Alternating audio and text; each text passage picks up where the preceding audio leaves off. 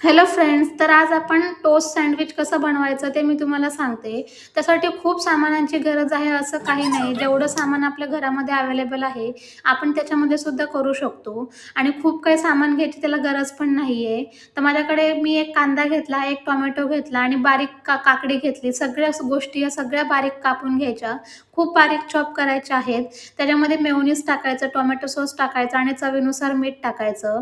त्यानंतर आपल्याला हे घ्यायचं आहे, ब्रेड घ्यायचा आहे. त्याच्यावर छान असं बटर लावून घ्यायचं, त्याच्यावर मेयोनीज लावून घ्यायचं आणि त्याच्यावर थोडंसं टोमॅटो सॉस लावून घ्यायचा आणि ते जे आपण सारण तयार केलेलं आहे, ते सगळं चॉप करून घेतलेलं आहे, ते सगळं त्यामध्ये चम्मचने टाकायचं, जेवढं आपल्याला हवे तेवढं. मी एकामध्ये चीज टाकलं आणि एकामध्ये चीजचं स्लाईस टाकलं आणि तव्यावर थोडंसं बटर टाकून त्याच्यामध्ये जे आपण तयार केलेलं आहे सँडविच ते ठेवायचं.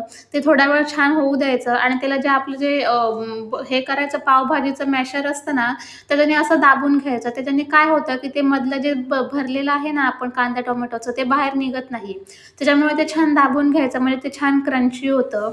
आणि मी अजून एक मग करायला ठेवलं आणि इकडे कापल्यावर तर खूप छान करकरीत लागत होतं. मग ते सगळे छान असं कापून घेतलं, मधून असं भाग पाडायचा. त्याने काय होतं, की सगळं सारण मस्त बाहेर निघतं आणि त्यानंतर मग आपल्याला टोमॅटो सॉस टाकून त्याच्यासोबत खायचं आहे. तुम्ही कसंही खाऊ शकता, कशा पण सोबत खाऊ शकता. तर मी हे टेस्ट करून बघितलं, तेव्हा ते इतकं छान टेस्टी झालं होतं. तुम्ही पण घरी करून बघा. Okay, bye.